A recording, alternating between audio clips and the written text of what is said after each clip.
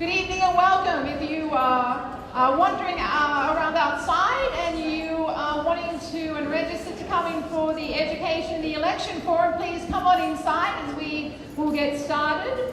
We're running a little behind already, so we will be picking up the pace in order to give the panelists the opportunity to have some good discussion tonight. So, thank you for coming. Welcome.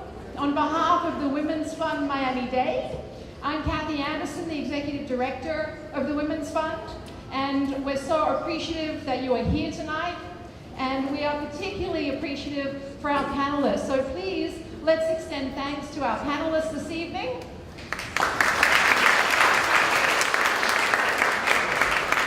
We have Alberto Carvalho, Miami-Dade County Public Schools Superintendent.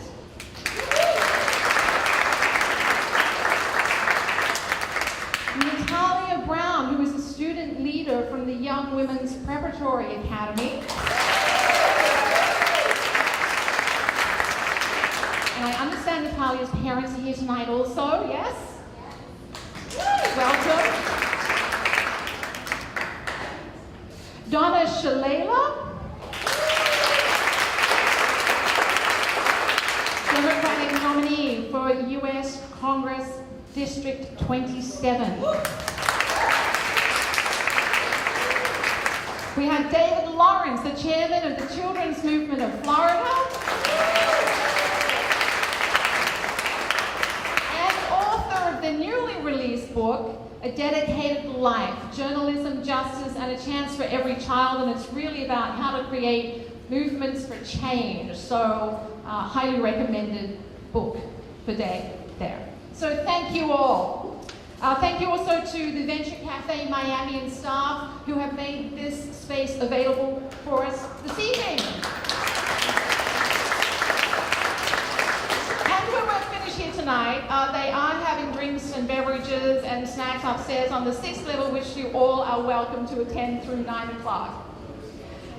I'd also like to acknowledge the elected officials in the room. We have Daniela Levine-Carver, Commissioner, District 8.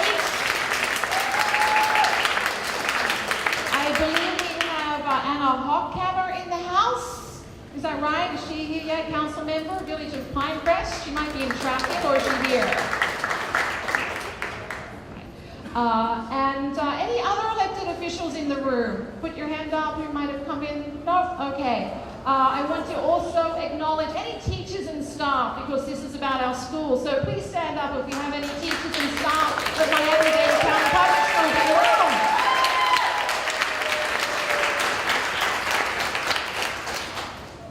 And what about parents and teachers in the room? Stand up if you're a parent, or a student, sorry. I just said parents and students in the room. And finally, I think we have some board members of the Women's Fund Miami-Dade in the room. We have our chair, Johnny Hardiman. And Johnny also works at the State Attorney's Office, so she takes care of all the bad things that happen and tries to bring justice to our community. So thank you, Johnny.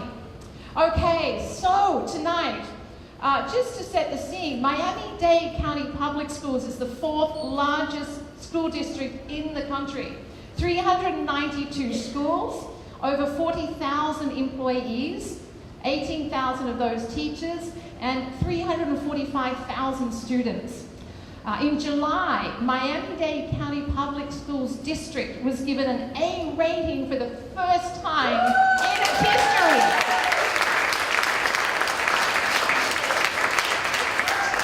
Superintendent Carvalho, congratulations really on all you have done to lead our school district to what has been called and recognized one of the nation's highest performing urban school systems. Really congratulations and thank you. Superintendent, you have urged that the moral imperative of our time is ensuring that our children are safe and that educators can continue to do their work day after day. To meet that moral imperative, a school board referendum is on the November election ballot to approve an ad valorem levy for teachers, instructional personnel, school safety and security. That's the title of the referendum, if you'd like to remember that. School board referendum. Look for that. The referendum essentially asks voters to either vote yes or no to increase property taxes to support raising salaries for teachers and for school safety and security. A yes vote would raise approximately $232 million annually for our schools, and it would cost the typical homeowner $142 a year, about $12 a month over 4 years. So, Superintendent, can you help the audience understand the importance of this, what a yes vote would mean and what a no vote would mean, and having candidates for Congress in the room, Donna Shalala, and I will mention that Maria Elvira Salazar is on her way. Maria, as you know, is the Republican nominee for District 27 also. So, Superintendent, with this room, help us understand the importance. Well, thank you very much. Good afternoon, everyone. And I have to apologize up front, as our hosts know. I'll be going from here to another town hall meeting about 20 miles away to basically present the same information. So when I leave, it's not because the political heat is getting excessive, it's because I have another community to speak to. But it is my pleasure to be in such distinguished company here tonight and to be able to bring to you the voice of teachers and students in our community.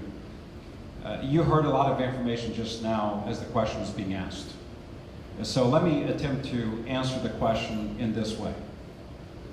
What wouldn't a caring community do when the 355,000 pre-K-12 children plus the 150,000 adult learners, over 500,000 students in Miami-Dade County Public Schools, as you heard, the 4th largest school system in the nation, when those students, led by close to 19,000 fierce freedom fighters of our generation, amazing teachers, deliver the first ever A rating in the state of Florida, awarded to an urban school system. At a time when the accountability requirements were heightened dramatically, at a time when the exams got more complex, what wouldn't we do? What wouldn't we do for the teachers that for the 2nd year in a row eliminated F-rated schools in Miami? What would we do for the teachers who increased and improved the graduation rate in our community from 57% 10 years ago to a historic high of 84.2% this year? What wouldn't you do for the teachers that put Miami-Dade County Public Schools 4th graders as the #1 readers in the country according to the NAEP, which is the gold standard in American assessment? What would we do for the teachers in the community that this year ensured and guaranteed that in every single tested grade level from 3rd through 10th grade, in reading, despite 73% of them being poor, despite the fact that 80,000 of them are foreign-born, despite the fact that 77,000 of them are English language learners, despite the fact that 12% of them have 1 or more disabilities.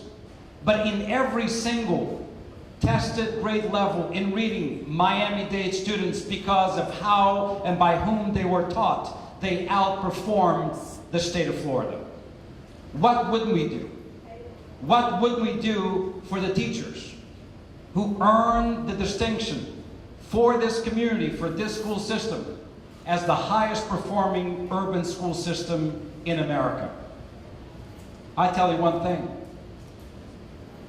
We should do all that we can if we want to recruit, to retain the best teachers in our community, particularly recognizing that the cost of living in this community is 8% higher than the rest of the state, particularly recognizing that the average teacher salary in the state of Florida is below the national average. In fact, it is 45th in the country out of 50 states.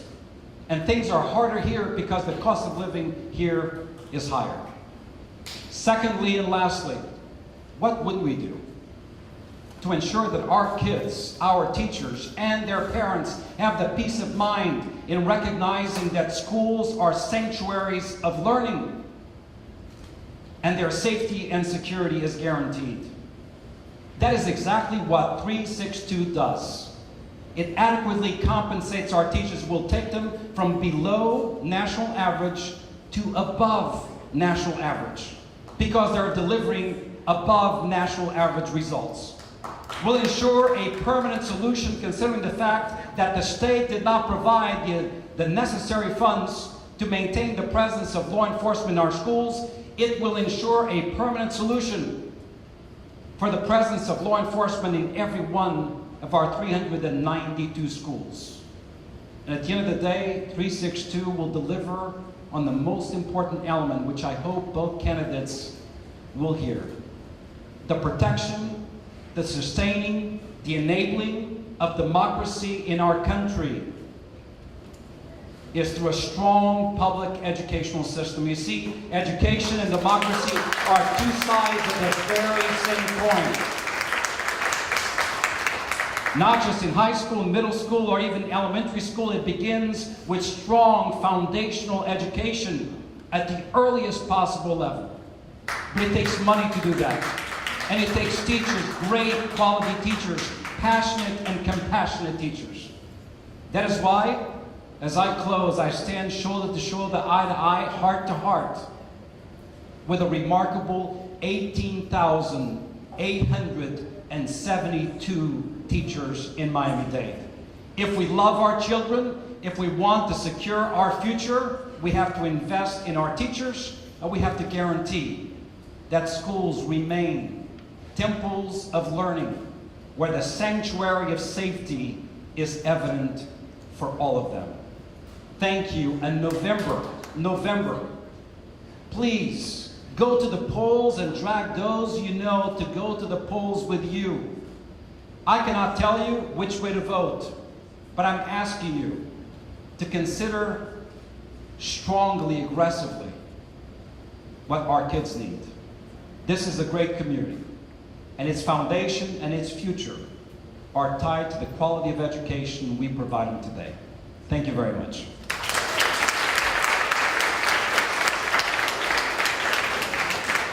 Thank you, Superintendent Carvalho. And let's please also welcome Maria Elvira Salazar to the room.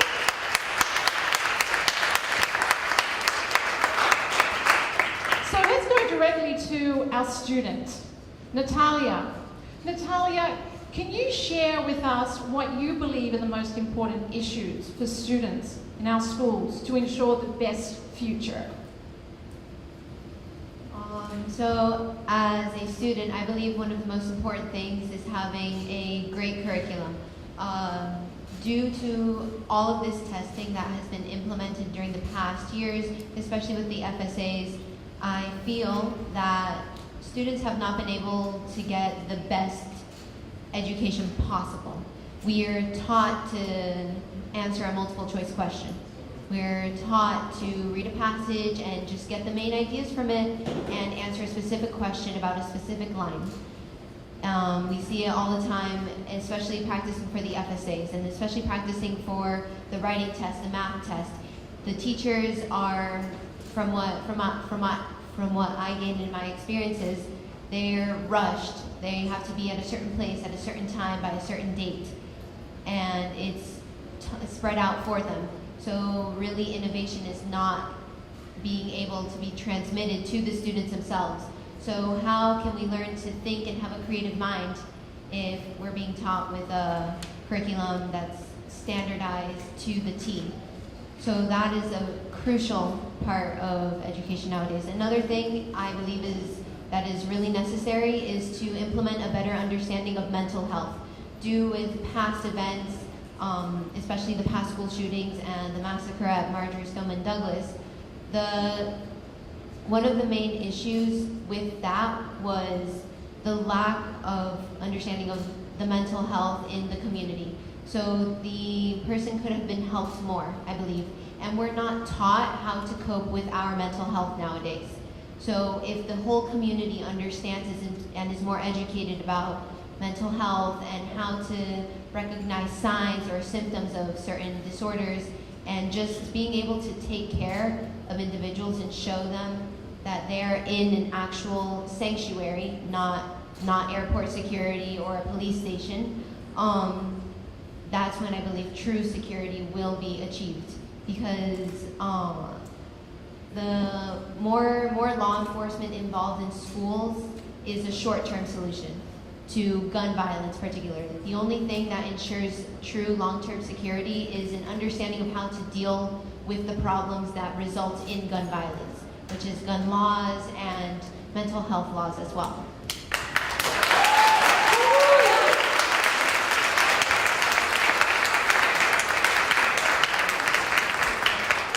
Thank you, Natalia. Dave Lawrence, you have been and remain a champion and inspiring visionary for education and for our community through your extraordinary career in journalism, including as publisher of the Miami Herald, your leadership of the Children's Trust, the Children's Movement of Florida, and the Early Learning Coalition, among others, and consulting with some presidents along the way. You know some things. As you consider the state of the country today, what do you see as the most critical issues we need to address in our community in order to give every child a chance to succeed? So I'm at a point in my own life, can you all hear this? I'm at a point in my own life where I need to focus. I'm not the age quite of some of you in this room. And so I want to go at it this way. You and I live in a community of 2.8 million people. It's larger than 16 states in the country. We're at the cutting edge of American pluralism. People like me, non-Hispanic white, are 15% of the population. But if you want to know the trend line, it's only 12% of the 35,000 babies born a year. I believe in creating a movement. A movement is about everyone's child. It's not ever those children. It's about our children. I want you to think in terms of feeder patterns. Not a word I would use a lot, but if you were in the education world, you'd talk about feeder patterns. You'd talk about a high school and the feeder pattern to it, which is a middle school or a K-8, or you would talk about elementary schools feeding into middle schools and so forth. I argue that we, by and large, forget the pipeline that begins far earlier. The pipeline that shows that 18% of, not 18%, by 18 months, language development is simply crucial. The understanding that 85% of brain growth occurs by the age of 3. If the people on this panel and you are not nervous and insecure at times, I'm worried for you. I'm frequently nervous, worried, little uptight, etc. But it is an American tragedy that 30% of the children start school and they're way behind, and then they get further behind and they think, I can't do this work. And then teachers who went into the profession for the same reason I went into journalism, idealistic sorts of reasons, they want to help, they do care, but they often find themselves triaging more than teaching. Reality is the greatest favor you could do for publication education reform in the country isn't vouchers. It isn't charter schools, and I'm not fighting any of these battles here tonight. I'm simply saying what you want to do is to deliver the children in far better shape to formal school than so many children are. The superintendent has done a fabulous job. I certainly see myself in collaboration and partnership. He's told you we're finally at 83%. That's 17% who don't even have a high school degree. That is unacceptable. This isn't like when I was graduated from Manatee High in Bradenton in 1960. This is a world that not everybody can get a job. Not everybody can get a good job. The answer ultimately at least begins with investing up front in areas of health and education and nurturing and love, because children who grow up without love are very incomplete human beings. Thank you. Maria Elvira, throughout your career of over 35 years in journalism, political correspondence and news coverage, including 5 Emmy Awards for broadcast journalism, you have seen, heard, and reported on a lot of issues affecting our community. If you were to be elected to the US Congress, what would you fight for from day one to ensure the best school district and to secure funding and resources for our local schools?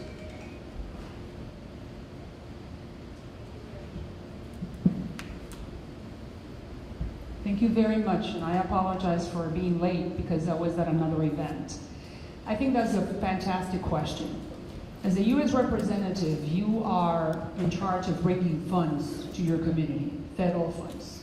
I know that only 8% of federal funds come to public schools, to the public school system, specifically in Miami-Dade County and in other local areas. So 92% needs to come from Tallahassee.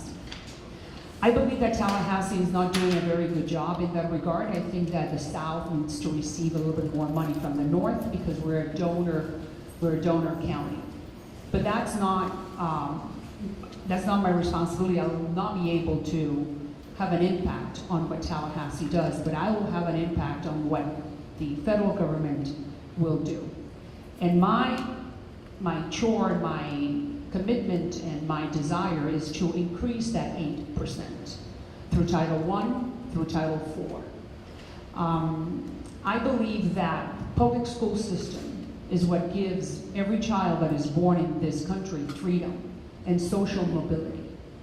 We've lost that. In the 60s and the 50s, in the 60s and the 70s, the public school system in the United States was world class. We have lost that. I believe that what we need to do is go to the local and to the state and local schools, talk to the teachers. I'm sure that many of you are in the education area. Some of you are teachers. And ask them, what is it that we need to do?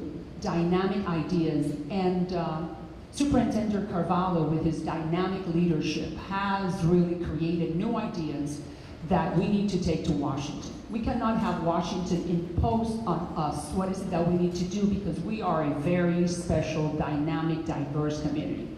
We're not the rest of the United States.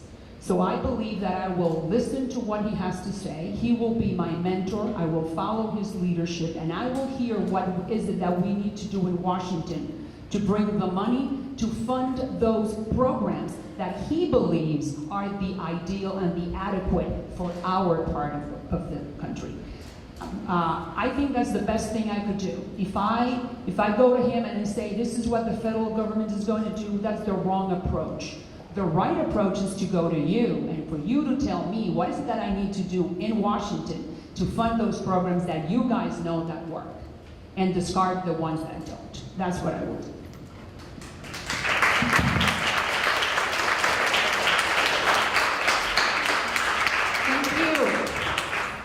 Donna Shalala, throughout your career as a public servant, leader, and education administrator, including as the longest-serving United States Secretary of Health and Human Services, and as the former president of the University of Miami for almost 15 years, you have also witnessed and experienced the vast issues confronting our country and our community.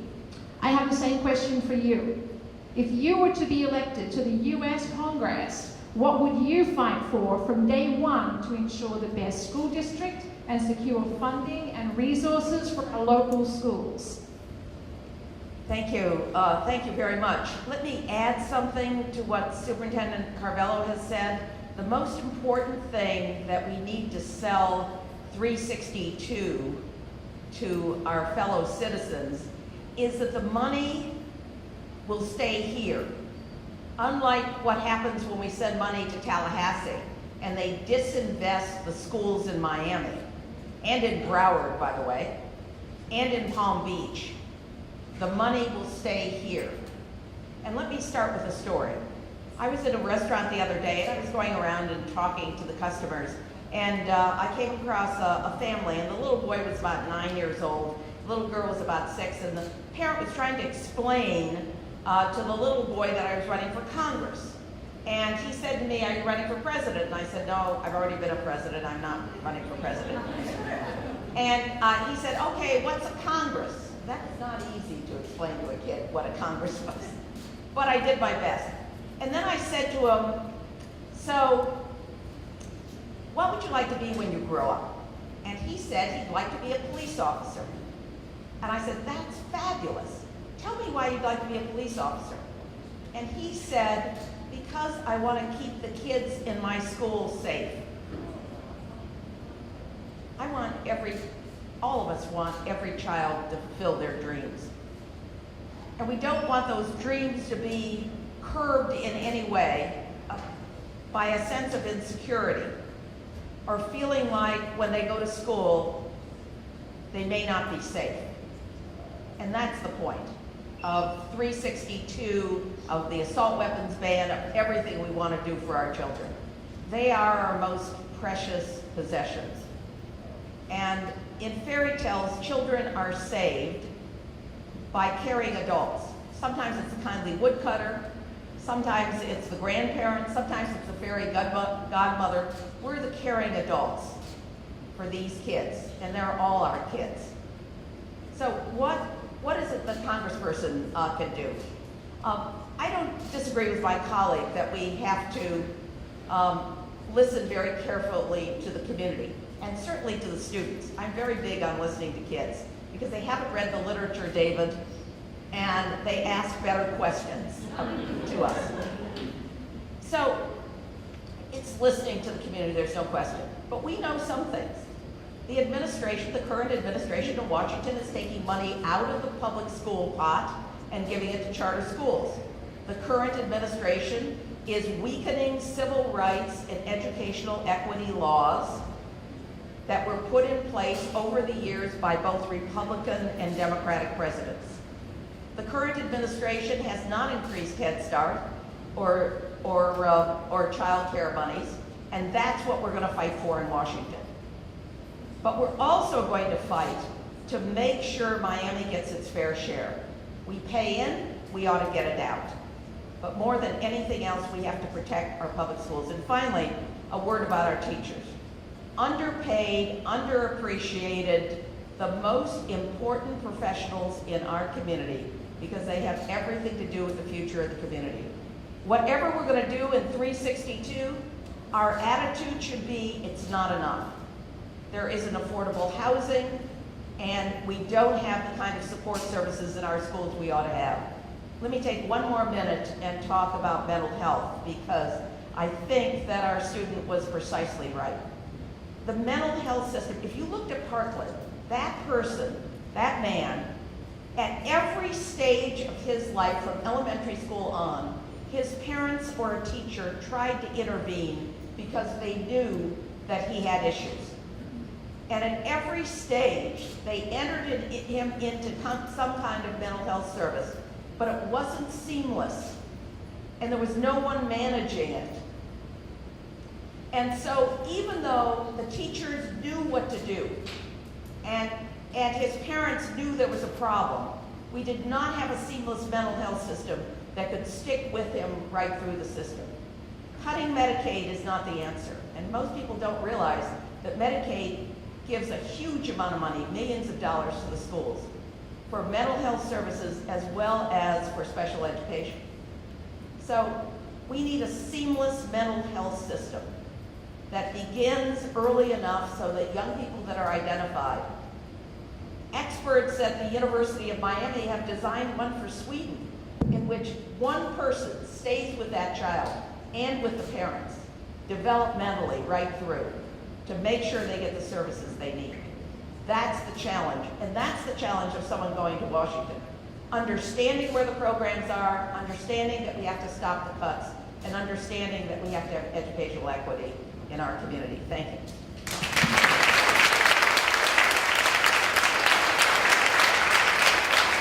Thank you, Donna.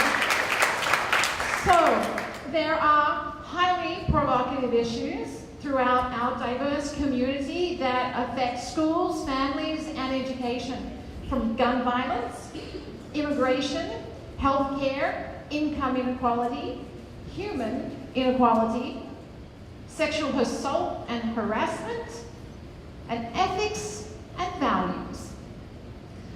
We need leaders who will bravely stand and be the voice of the people, even when it is different from the voice of the party.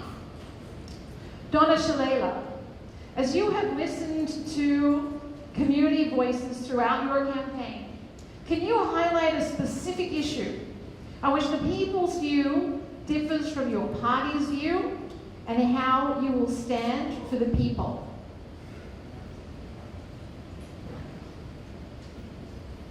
That's a tough question, because I'm pretty much in line with my party. It's probably priorities, because Miami is a city that is very special. It has a large number of immigrants, for example.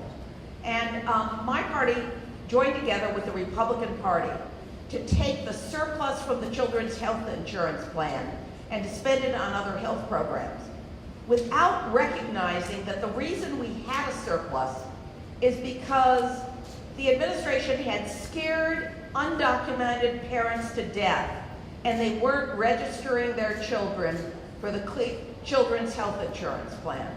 And so I would have stood up to my party and said, don't you dare take that surplus. We need to spend that surplus to go out and recruit those kids. And the way to do that is to eliminate the question that the administration put in, and that is, what is the legal status of your parents? If they're citizens of this country, the little kids, we ought not to ask that question, because we don't. It is irresponsible and heartbreaking to have children in any community that don't have good health care.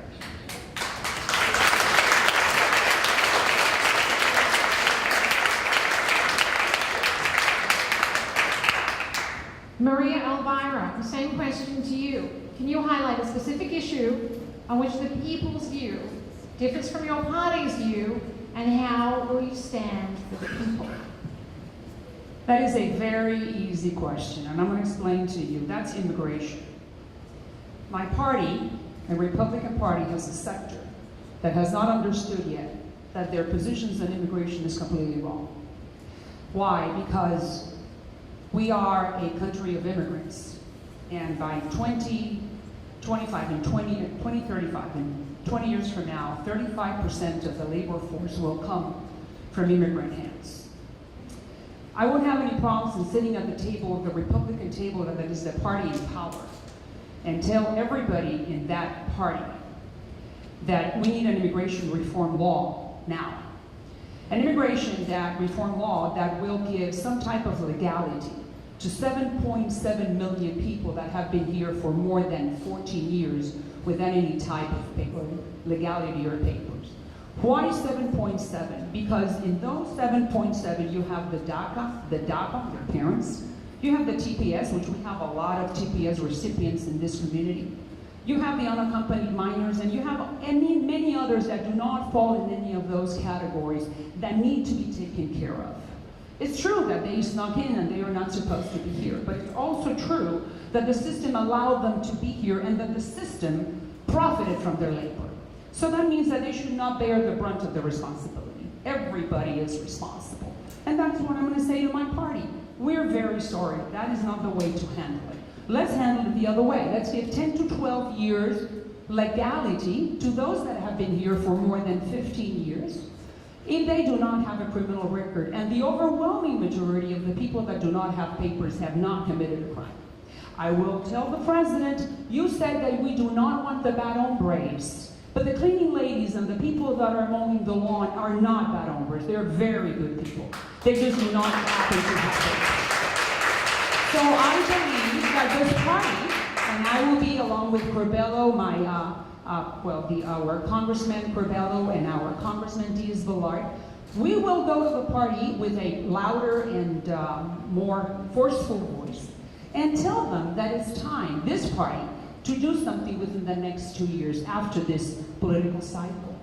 I think I am a perfect voice to say that because I belong to that minority, which is 18% of the population, the largest minority in the country, 55 million. So I believe that immigration is the key issue in this election, and not only for South Florida, but for the whole country, because it's such a heart-wrenching, we have 12,000 unaccompanied minors in tents being moved at night in buses. That does not happen in the United States. We need to stop that. And only the Republicans can do that this cycle and for the next 2 years while the president is in power. Thank you.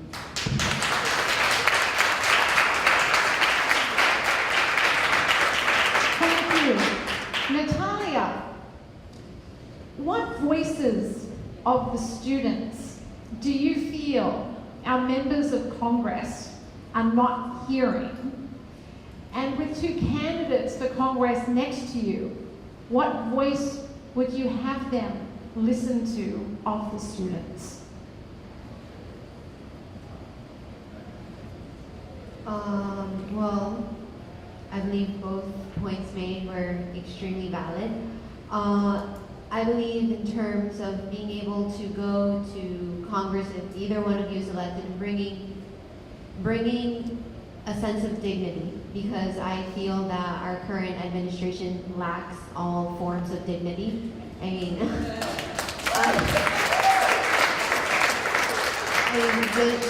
just the way they interact with other people, how our president practically has the vocabulary of a fourth grader, is not something that should be advocated from one of the strongest countries in the world. So I believe right now, the most vital issue from a student's perspective is that education is not a partisan issue. Education is the basis of our country.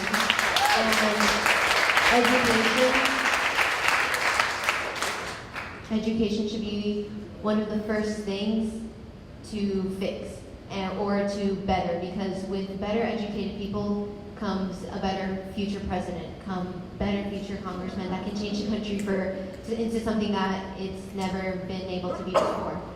So we need to bring back a sense of being able to argue with dignity and being able to disagree to agree or agree to disagree, because some issues are just not partisan.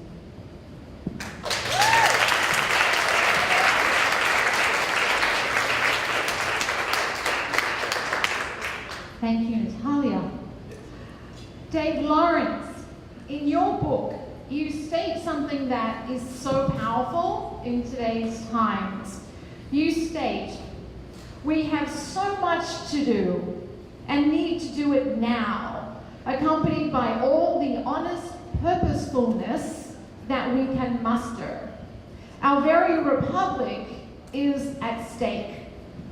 In our current climate, what aspects of our republic do you think are most at stake and in most need of repair?" So I'll make this, in the spirit of Natalia, I'll make it straightforward as well.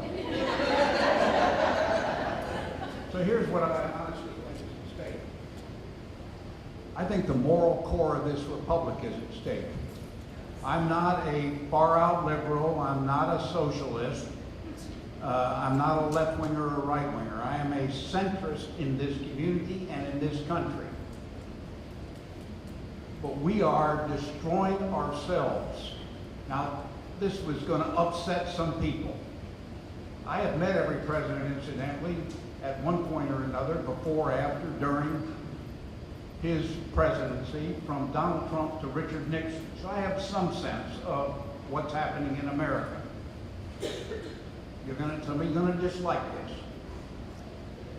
For the first time in my life, and maybe the first time since James Buchanan, look him up if you don't know who he is.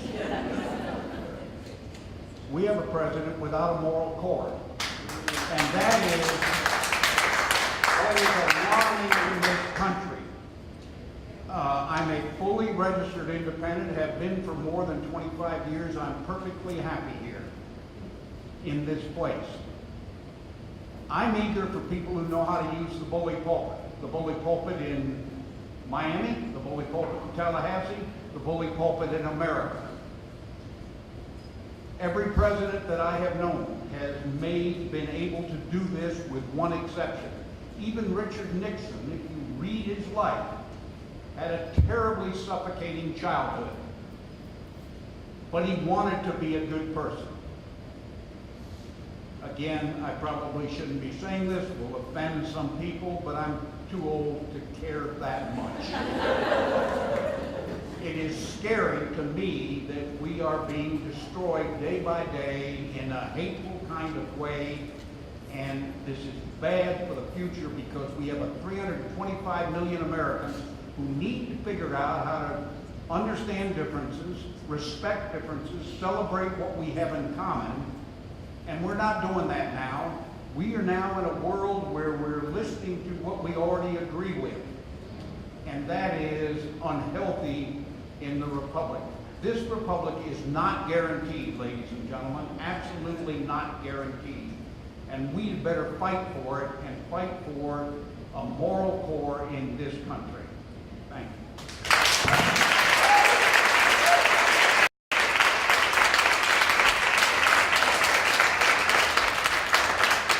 Thank you, Dave. So we turn on the television and we see leadership that mocks and ridicules and disrespects women and people of color and individuals who stand up against those in positions of power. Behavior that is not role model behavior for students or for others. Maria Elvira, what do you believe is unacceptable behavior by those in positions of power, and how will you stand against that?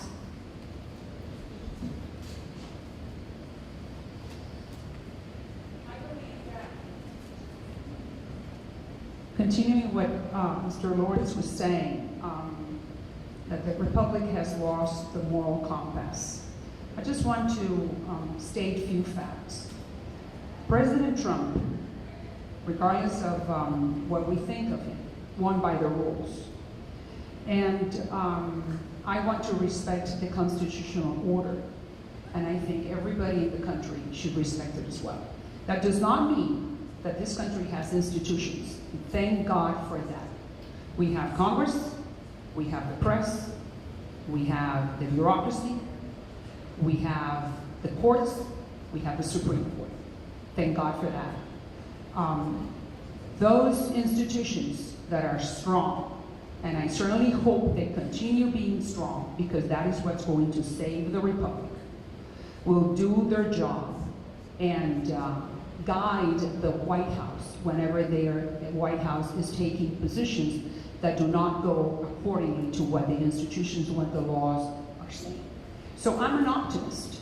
I believe that we have presidential elections in 2 years and that people will speak again with conscience. I believe that the climate is very toxic, and that is why people like me that are aspiring to a congressional position should step into the center and help both parties come back to what this country has always been, a centrist nation. It's not the best time in politics, I get it. But that's why people like me want to get into politics and bring some sense to both parties, because both parties have big problems. But then I once again believe that this nation corrects itself, and history has proven it. And once again, we're going to be able to do that because the institutions are strong. Remember that I am the daughter of political refugees. I was a war correspondent. I live in Central America. I live in Honduras. I live in El Salvador while the FMLN was fighting the military.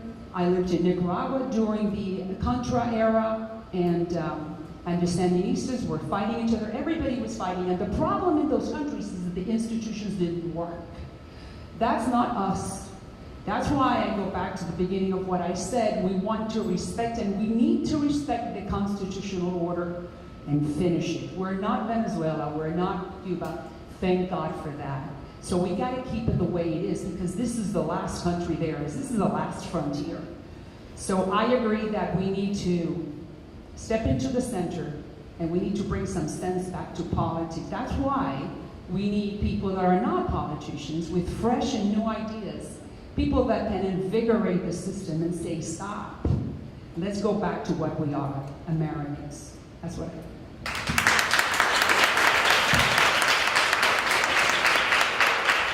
Thank you, Maria and Myra. Donna Shalala, the same question for you. What is unacceptable behavior by those in positions of power, and how will you stand against that? What's unacceptable is the assault on the free press, the assault on the judiciary, the assault on individual members of Congress, the assault on people with disabilities, the assault on brown people or black people, the assault on gays and lesbians, on the LGBTQ community. That's what we see in Washington today, from just starting with the president and enabled by a Republican Congress. With all due respect to my esteemed opponent, the assaults are coming from the leadership of her party. And I know and like so many of the handful of moderates, but they have not had any impact on their party. Their party disrespects them, and in the process disrespects the people of Miami and the people of South Florida. The way to check this behavior is to have a counterweight, and that's why I'm running. Listen, I got pissed at what was going on in Washington, and it wasn't just the Republican Party. It was my own party not having a clear voice. I think she's right. We're Americans and we have values. But the one thing we believe in is we believe our leaders ought to respect people of different backgrounds. If my grandfather had followed his first cousins a week later when they left Lebanon, I'd be Cuban today. I have Cuban relatives in Cuba, in Brazil, in Nicaragua. I mean, the Lebanese are all over the place, including all over Miami and all over the rest of the country. So I take a step to no one in terms of my own immigrant background, but that's beside the point. We don't need leaders who divide us on the basis of what country we came from, what languages we speak, our race, our religion, who we hold hands with. We have to demand that our leaders stop this behavior, because it sends a message to our children about what's acceptable. Enough is enough.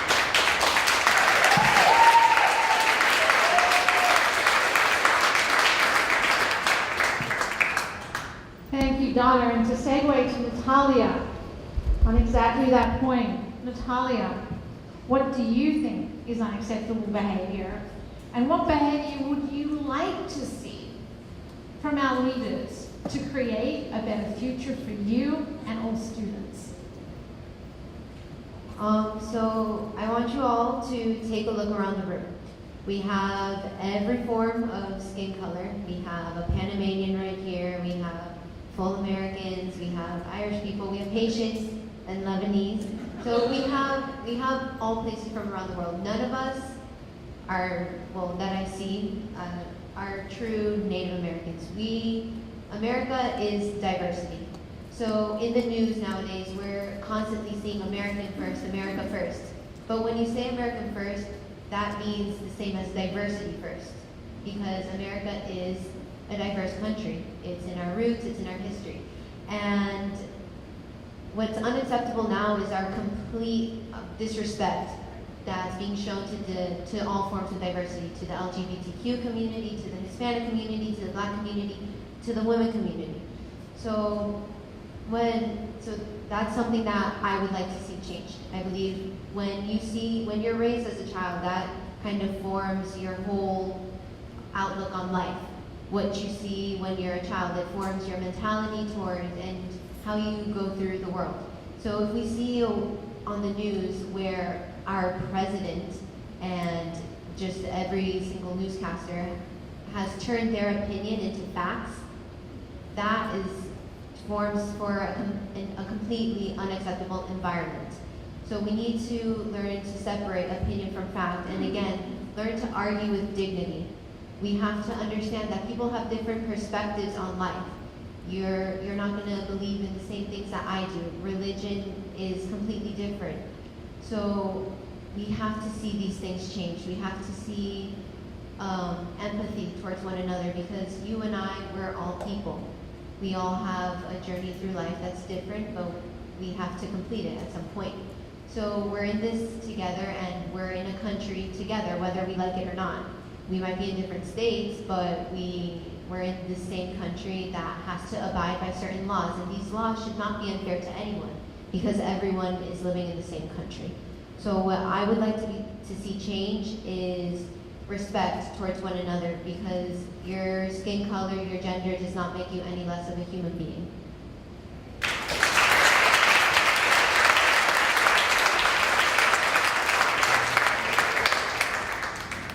Thank you so much, Natalia. And so to close up, I'd just like to ask Maria Elvira and Donna Shalala if there's, just take a minute, if there's anything else you would like to share with the voters and the audience here tonight that hasn't been shared on anything to do with the ballot, education, and the future of our students and our schools. Maria Elvira? Education. What an important topic, and I think I'm a good example of what education does to you. When I was 16 years old, I went to live in deep Little Havana. My mom and my grandmother, we rented an apartment, 2-bedroom apartment with 1 bathroom. Then my parents decided to enroll me in a school called Dearborn. That was for rich kids. And I was at the bottom of the economic class. So right there I understood that education was going to really set me free. I studied harder than anybody else, while my rich friends were really not putting so much effort. I was able to work hard, go to the University of Miami, get my degree. And after that, since I value education so much, I said, I don't really think I know as much as I would like to. And I paid for my way, I paid my way through Harvard with my own money. I went to the John F. Kennedy School of Government, not really knowing that one day I was going to run for office. So every time I talk to one of the students or to a teacher or somebody that is involved in the education world, I said to anybody can go from Little Havana or from deep Little Havana to Harvard. In this country, that's why I'm in love with the United States, its system, and I am such an optimist. Maybe because I have points of reference. Things are a lot better than some of us may see it. I always see the glass half full, not half empty. Maybe because of those points of reference and because of where I come from. We're all products of our childhood and our own experiences. So education is the most important element that we can concentrate on, not only the teachers and not only the administrators and the people that are working in that industry, but people like me that want to help the system. How? Superintendent Carvalho will tell me, but I want to make sure that everybody understands that education is what will make us free and will continue making us free and Americans. Thank you.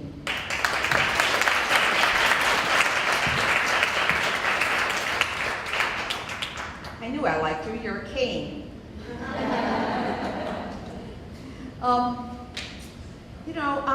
In the course of a long career, I've run 3 universities, but I've also run an elementary school, a middle school, and a high school as part of my responsibilities as president of Hunter College. And I taught for years the politics and economics of education. So So I've sort of been around the bend, but I just have had one. I'm a product of public schools. My mother was actually on the school board in Cleveland for a period of time.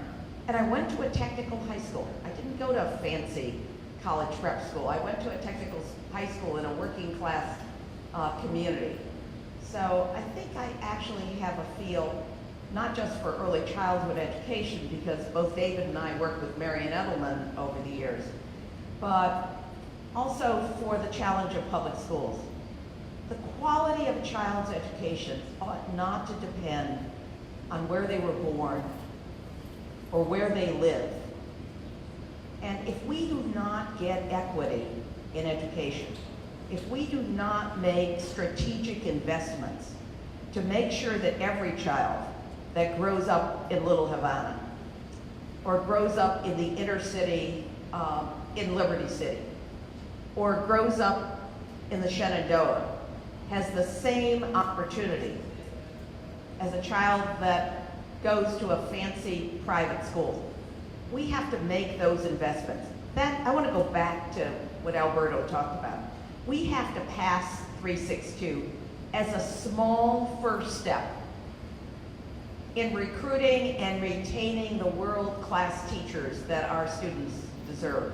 But more than anything else, we have to make sure that the opportunity does not depend on what family you come from or what languages you speak at home. That educational equity is what defines this country, and that's why our investment in public schools is something that I will always fight for. Thank you very much.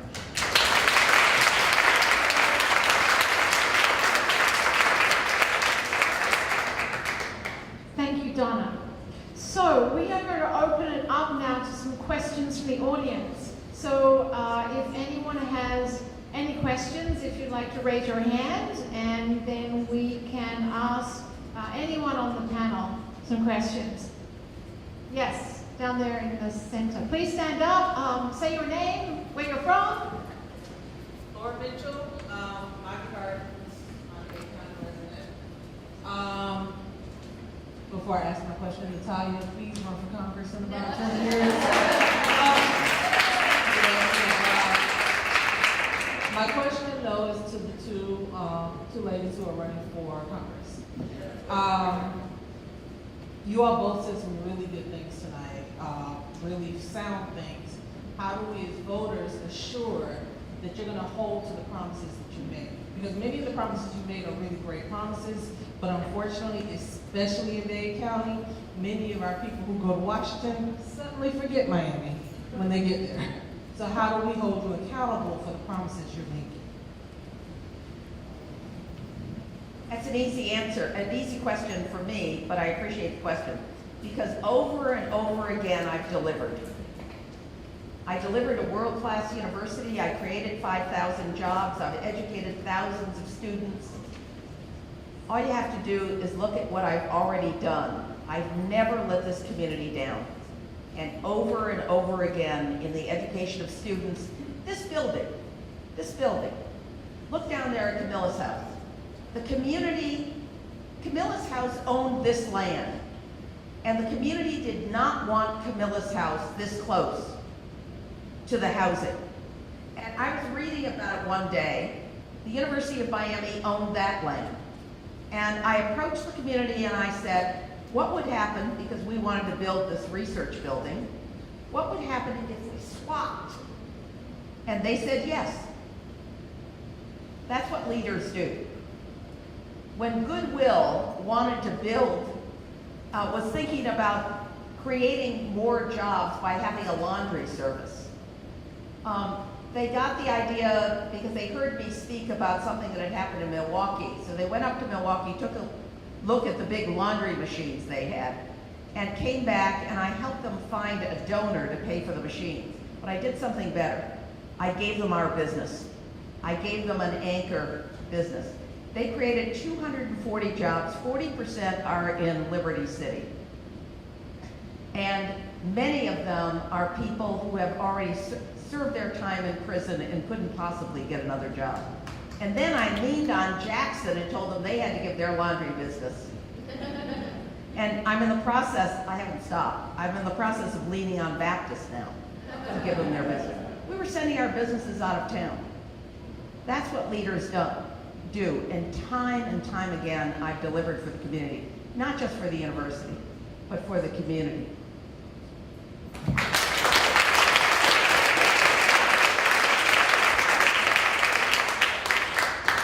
I have never been a politician. I've been a journalist for 35 years. I have covered the stories that affect this community. The African Americans, the Anglo Americans, the Cubans, and the Colombians. Since I'm not a politician, and I do not have a Washington resume, I have real life experiences. So I have no reason not to keep my word. I raised 2 kids by myself. I worked hard every day. So I know what the community needs. So why should I abandon those ideas that I know that are good for my community? Politicians promise you, people that have been in Washington, and they are part of the Washington elite, they'll promise you anything. We've seen it. Washington is full of people like that. But real life people like me, people that have really hit the road and know what it is to raise 2 kids without any help, will not abandon what I promised, because I am one of you. I'm one of you. I know what you guys are feeling. I know what you guys are going through. I have lived in this community. I was born, raised, and worked for 56 years. So I know exactly what my people need. I'm not a politician, and I will never be. I'm just there to serve because this country needs it. Otherwise, I would have stayed on television that I was doing really well. So I don't need to be doing this. I'm doing it because it's good for the community. And it's good for me because it's extremely gratifying. But that's it. Not because I want to have a resume and continue having a very big resume in Washington. Washington needs to serve us, not us, them.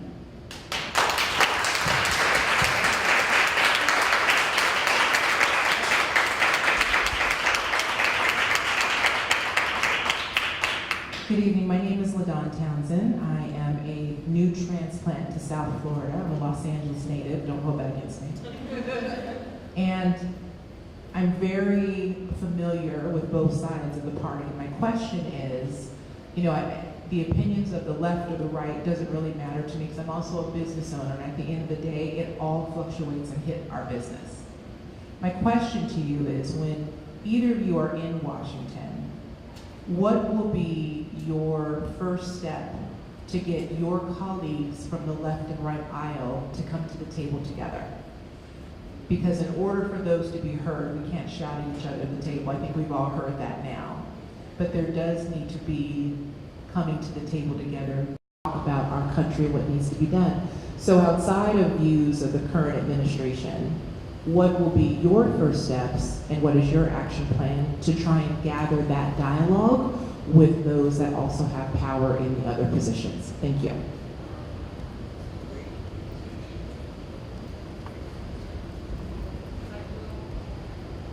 I think it's a great idea. I don't think shouting takes you anywhere. One of the things that I would like to go is to go meet Alexandra Ocasio-Cortez, who chances are everything indicates that she's going to be the next congresswoman from the Bronx. Go meet some of my colleagues across the aisle. Meet Nancy Pelosi and try to establish a relationship, because that is the only way we can get things done. So shouting is not part of the deal.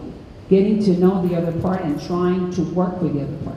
The problem is that both parties are extremely intransigent, and we saw it in the last administration.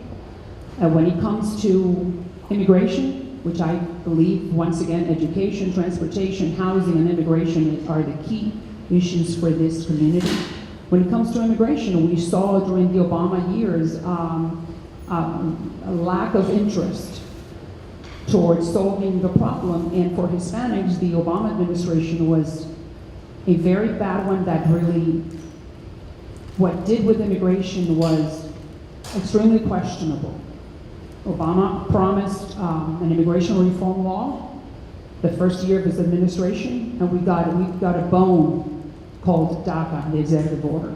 So both parties have problems, and I would say that we need to go to the other side, introduce ourselves, and start trying to work together for whatever issue, whether it's education or transportation or immigration or the new budget. What's happening right now, it goes against my principles and against what's good for the country. And that's one of the reasons why I'm running. We're the party in power. We may not be in November, or we may be, but still the president is a Republican, and we need to work with the White House and try to get things moving along, things that are good for the community. That's what I would do. Reach, talk, and try to establish a relationship, a respectful relationship with the other side.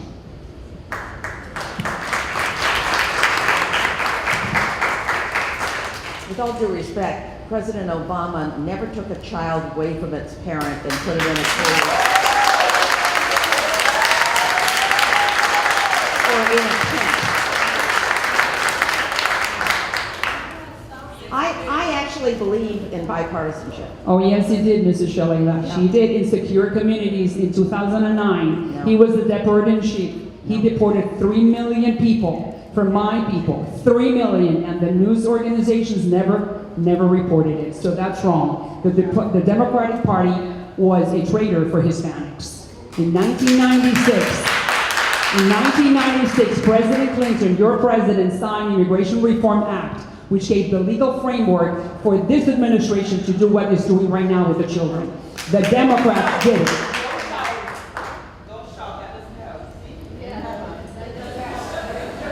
Let me softly say that I've made a career doing bipartisan legislation commissions. In 1994, I was part of the team that brought Republicans and Democrats to the table to ban assault weapons for 10 years. It was a bipartisan piece of legislation. We passed the Brady Bill. In 1996, we brought Republicans and Democrats together. Orrin Hatch and Ted Kennedy sponsored a bill to put 7 million children in a terrific health care plan, the Children's Health Insurance Plan, a bipartisan piece of legislation. And a few years ago, at the end of the Bush administration, President Bush called me and asked whether I would join with Senator Bob Dole in a presidential commission, to co-chair a presidential commission, to fix the problems created by Walter Reed Hospital to take care of our wounded warriors. I've had a history of reaching across the aisle, and I realize it's more partisan in Washington now. But I believe there are people of goodwill that can be brought together without shouting, can be brought together to deliver for the people of this country. I've done it before. I know some of the leaders in Washington, Republican and Democrat, and I have a reputation for being able to bring people together. Thank you.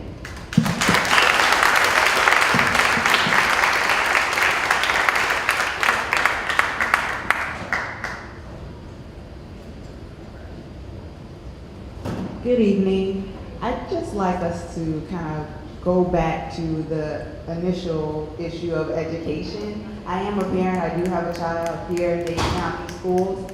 I just wanted to inquire about how you would include the parental voices in the initiatives that you take to Washington. I think being in Washington, to that person's point, you sometimes lose the heart of the local issues. How will you either initiate or engage the local community, specifically the parents, in the ideas that you take to Washington in regards to our children's education?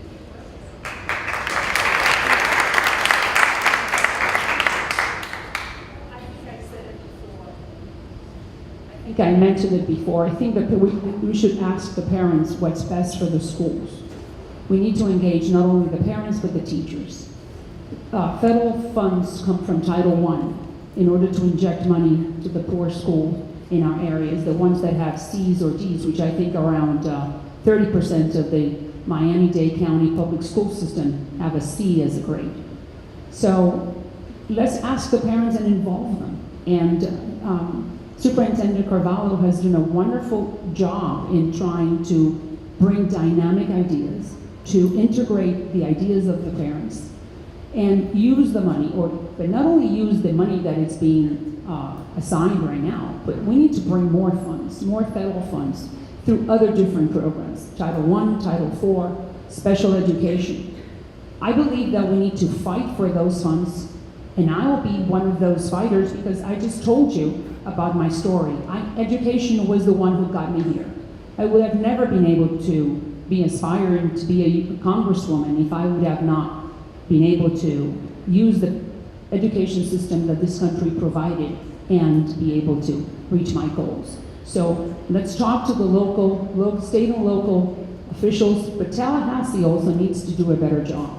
Tallahassee is not doing what it needs to do, is not assigning the funds to the Miami-Dade County public school system that deserves. And that's the first thing I think we need to do. On the federal level, we need to go and talk to our state representatives and fight for what we deserve. And I will be one of those warriors going to our state representatives and telling them something is just not happening. We need to fix what's happening because we're being shortchanged.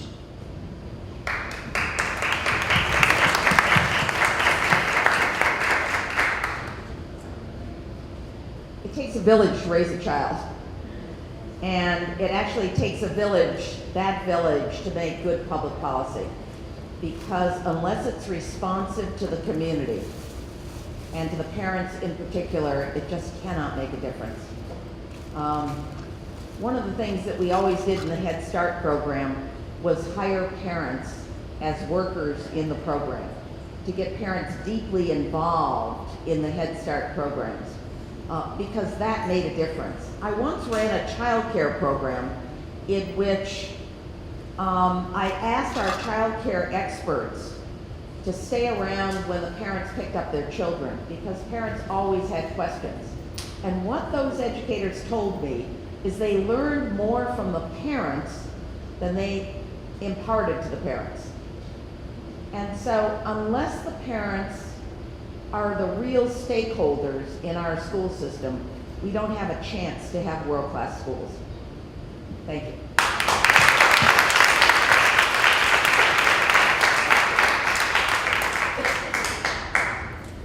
Okay, we have time for 2 more questions.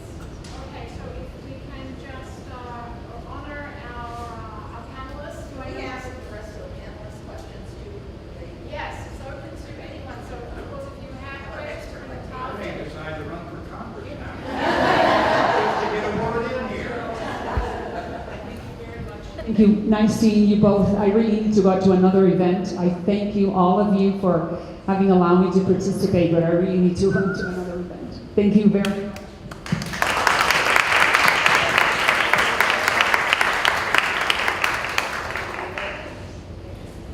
Okay, so there's one person here. A question from the floor. Allie? Well, I was going to ask two people running for Congress. Just throw the question out and I'll bet All right. future congresswoman can answer that. Exactly. So my question is, we have politicians of every ethnicity, of every gender, of every sexual orientation. What we don't have is politicians of every income. We, for some reason, only have politicians that are very wealthy. And I know, compounded by that is the fact that elections are really expensive. And so the people that are funding elections are the people that have money. And so my question to the people who are running for Congress, especially at a time when I think the United Way says something like 40% of Americans struggle to afford basic necessities. I think 60% of the jobs in Florida pay less than $20 an hour. What can you do to change the balance of power so that we're not, cutting $3 trillion of taxes for the rich and cutting food stamps at the same time? Well, one of the things that we could do is to say no on Amendment 1, the increase in the homestead tax that helps the rich but not poorer homeowners. So if you want something specific, that's a specific suggestion. Look, I teach the largest. I teach the largest class at the University of Miami in the politics and economics of healthcare. I ask the same question every year, the same essay question. And here's the question. The President of the United States calls you in, and this president only wants one idea to fix the healthcare system in America. What is your one idea? The student that got the A+ had one sentence: campaign finance reform. If you want to know my answer to people of different backgrounds, different income levels, which is something I care about deeply, sitting around decision-making tables, then we've got to do campaign finance reform. Because the way in which people can't afford to take off from their jobs to run for office. I happen to be at a point in my career where I can do that, but people can't afford that. And how important do I think it is? If you came to my table, my decision-making table at HHS, you would see not only every color of the rainbow, but people at different economic backgrounds. One of the major heads of a major agency had rickets as a child. Because if you're going to make public policy related to poor people, you better have people around the table who have been severely disabled, who have grown up in poverty. You cannot hire everybody that's gone to Harvard. And so if we can't do it through the political system, we have to do it through the decision-making system. Do I believe in $15 an hour? Yes. But more importantly, if you really talk to the the people that work out at the airport, they get $15 an hour when they work, but they get no other benefits. And I've sat with them in their homes. I was at their rally. They have health care benefits, but they don't have any vacation time. They have no sick time. So we need to elect people that understand people's lives. That's what I say to my students. You want to make healthcare policy? You better understand people's lives, because you cannot make policy unless you understand people's lives and you understand people in your community. Thank you for the very good question.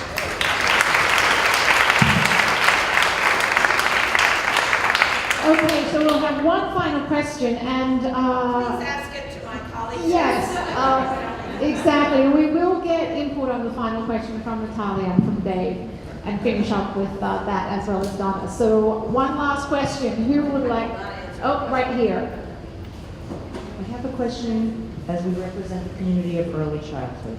So we're in an esteemed higher education building, but it really starts in our world here. We're a contingency of preschool teachers. Natalia, where did you go to preschool? Did you go to preschool? You didn't. Okay. I went to Riviera Day School. Okay. And congratulations to you guys. You must be bursting with joy tonight.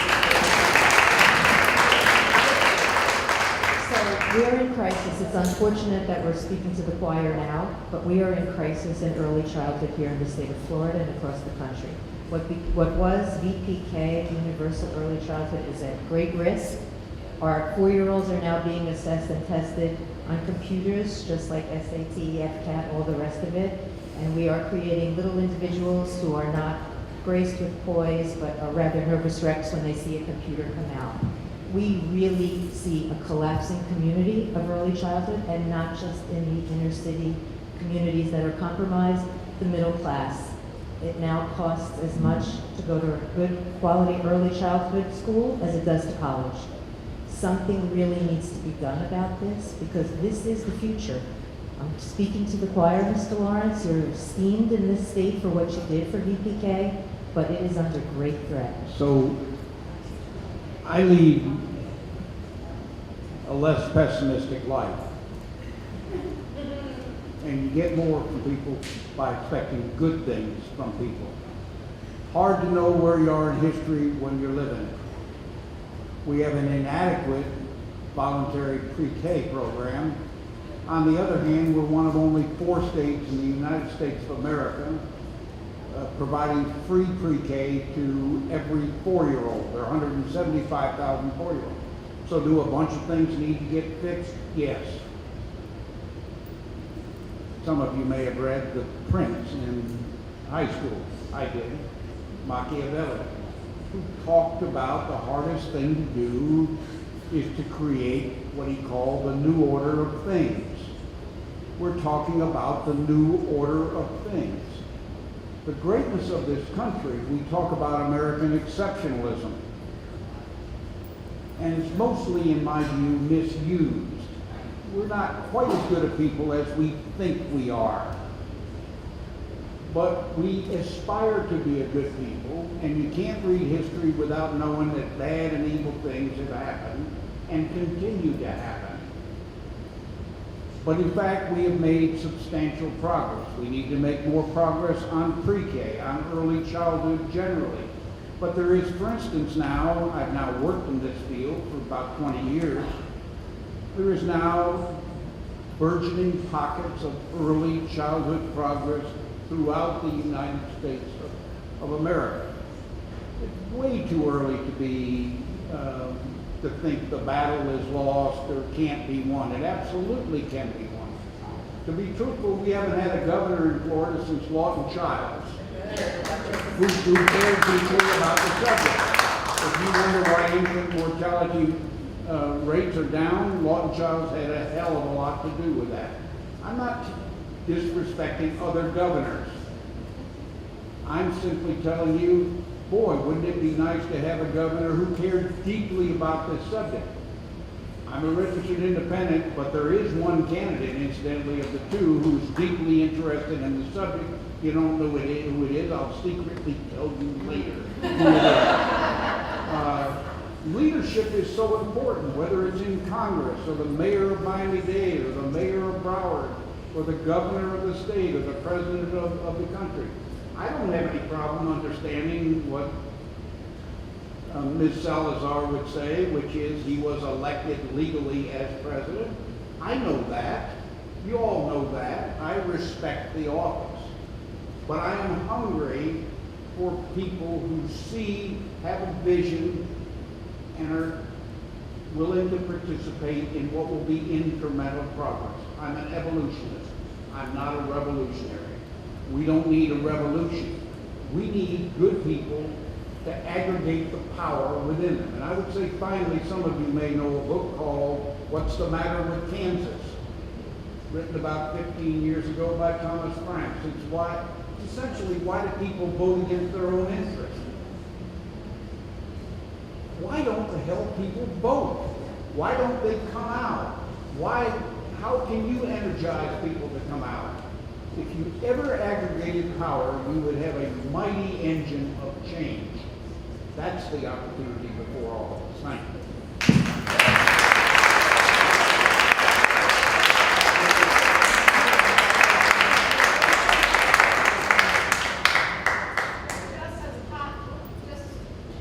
Just as part of that question, I did say I'd give Natalia the opportunity to also give any feedback or final comment on that. Do you have something, future Congresswoman Natalia? Well, to your question, as a senior in high school who has taken the SAT this past year and ACT and practiced for like all of those multiple choice, I cannot imagine doing that as a 4-year-old. I'd probably like have a mental breakdown and just die. But that was the hardest question that you asked me, I would say. If you asked me if I had gone to preschool, because I really did not know. But I think that should be changed. I mean, it goes back to what I said before about how we're trained to answer a multiple choice question, and especially on a computer. I mean, what happened to real books, actually holding something with your hand, building blocks, learning what the earth actually is. Not everything is in a computer. And that's what we're being taught. Everything is being brought to the phones, to the computers, to the iPads, tablets, everything. But what are you living on? You're living on elements, you're living on Earth. You're living on a planet in a universe that's, I don't know how big, but it's infinitely growing. And the fact that we're not raised to even learn about is ridiculous. Why do we have to be raised to answer a multiple choice question about a book that might not even mean anything to you? There are thousands of books. Why do we all have to read the same books? Because everyone in the state of Florida has to read the same book at the same time. How do we expose ourselves to new ideas when we're just being taught the same things over and over again? I mean, this man to my left has written amazing books, and what we're not getting everyone's.